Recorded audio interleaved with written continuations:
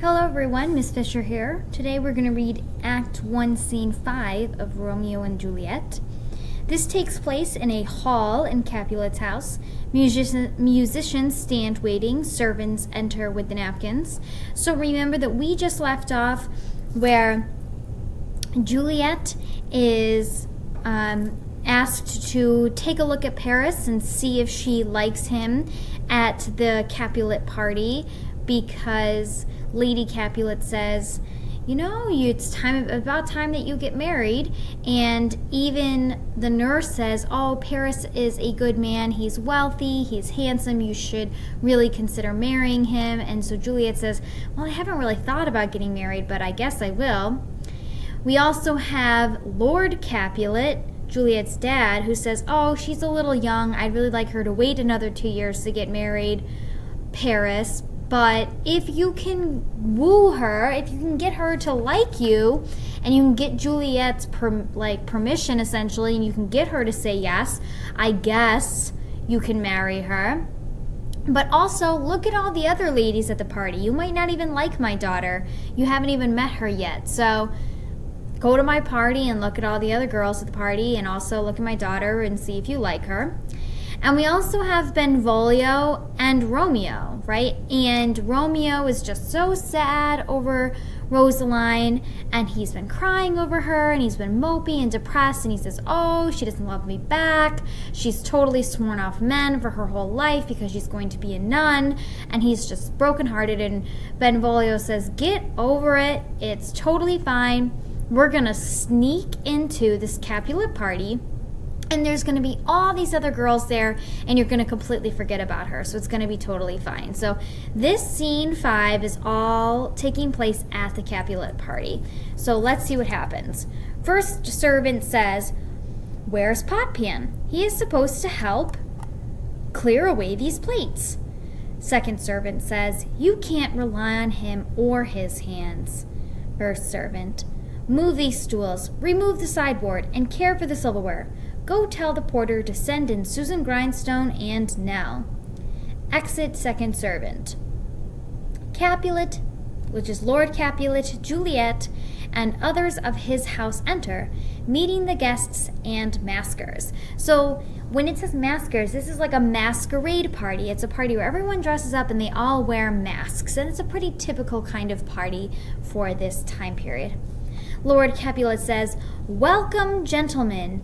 The ladies without corns on their feet will dance with you. So Lord Capulet, when he says that, he's kind of being funny. He's, you ever heard of people having corns or big, little bumps on their feet? He's basically trying to get the ladies to stand up and dance. He's saying, ladies, we're going to think that you have big, ugly, bumpy feet with corns on them if you don't get up and dance. He says, aha, my ladies, which of you refuses to dance? If you play shy, I'll tell everyone that you have corns, meaning corns on their feet.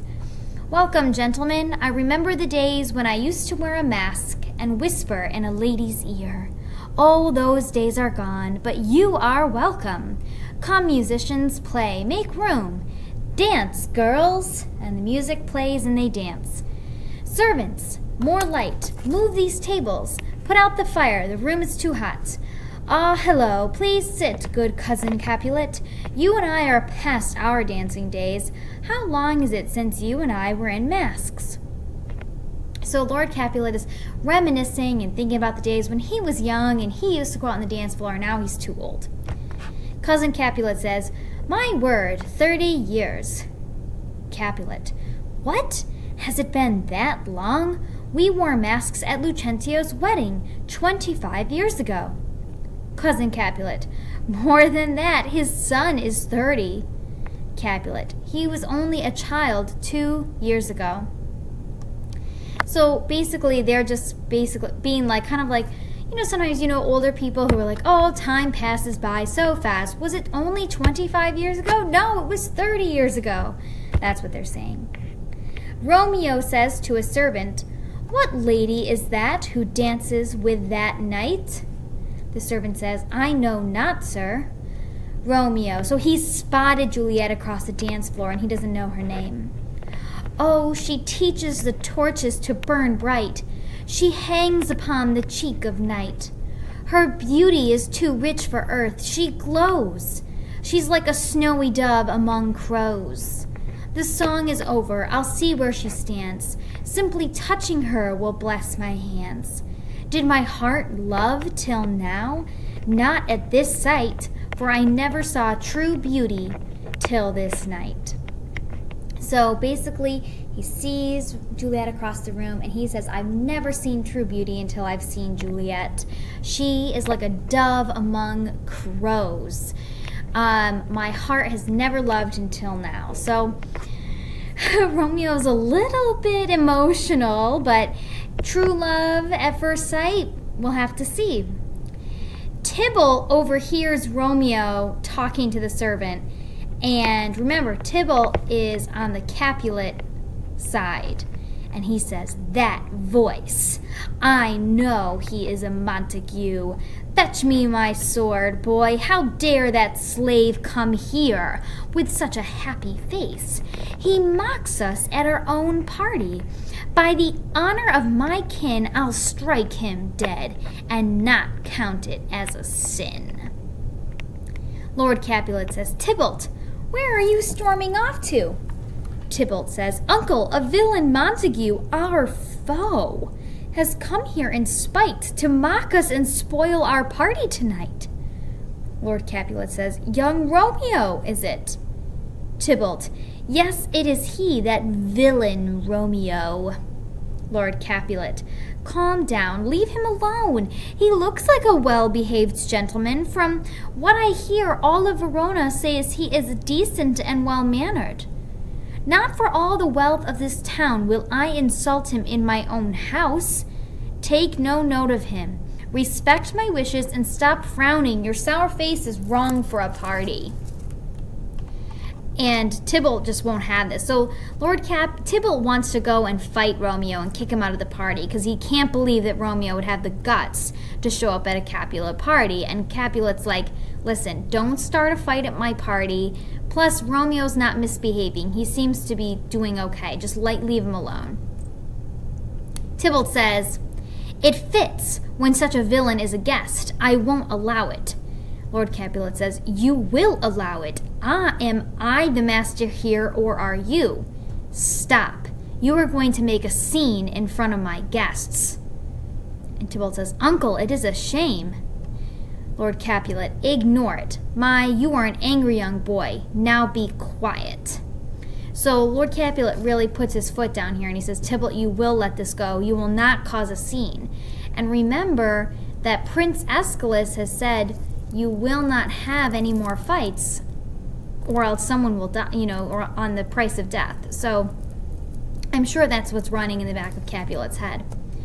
Capulet says to the servants, more light, everyone, more cheer.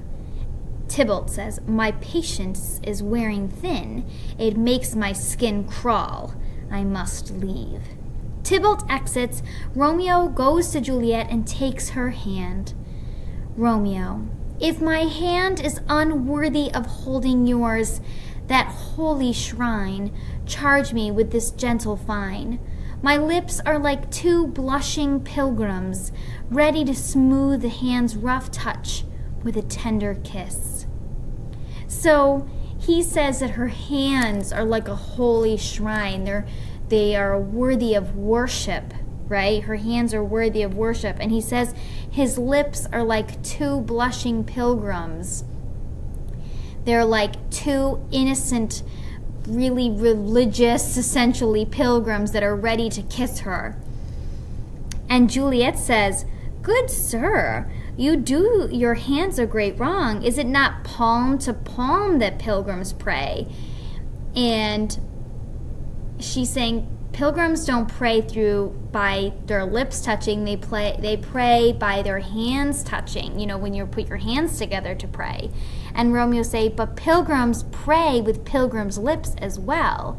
And he's saying, no, pilgrims have to use their lips to speak in order to pray. So I want to kiss you with my lips.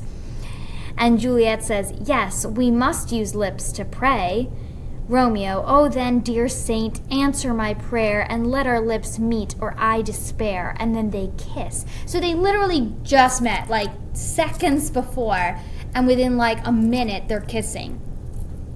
Juliet says, you kiss by the book. And what she means by that is you kiss really, really well. Wow. And then the nurse comes over right as they meet. And the nurse says, Madam, your mother craves a word with you. And then Juliet exits. And Romeo says, who is her mother? The nurse says, her mother is the lady of the house. I nursed the girl you just spoke with. I tell you, whoever marries her will be rich. And the nurse walks away. Now, Romeo just found out that Juliet is a Capulet. He is devastated. Is she a Capulet? Oh no, my life is in the hands of my foe. Now Benvolio comes over. He says, let's leave, the party is over. Romeo, oh, so I fear. Lord Capulet to everyone, gentlemen, do not go, we have refreshments. You must go? Why then, I thank you, honest gentlemen, good night. All begin to file out except Juliet and the nurse. Juliet says, come here now, nurse, who is that gentleman? She's pointing at another man. Nurse says, the son and heir of old Tiberio.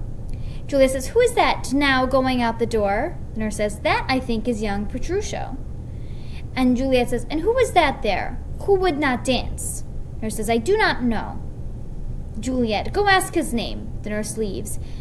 And Juliet says to herself, if he is married, a grave will be my wedding bed.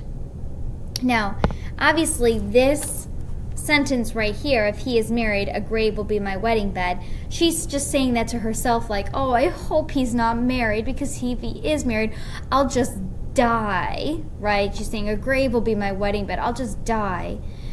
But what we know, right, that's a little bit of foreshadowing that, oh, maybe something bad might actually happen to her if she really does kind of get with him. The nurse returns and she says, his name is Romeo, and a Montague, the only son of your great enemy. Juliet says, my only love comes from my only hate. If I'd known earlier, but it is too late. How awful love is to me, that I must love my enemy. The nurse says, what are you saying? Juliet, a rhyme I learned from someone tonight. And then a voice from off stage calls for Juliet, and the nurse says, come, let's go up. The guests have all gone, and they exit. So they meet at the party, they fall instantly in love, they kiss, but then by the end of the party they find out that they have fallen in love with the families with each other, and they are from their enemy families. Uh-oh. Okay, so you guys are going to, for the next video, you guys are going to pull out your notes. Oh. Oops. These ones. Oh my gosh. Nope, not those either.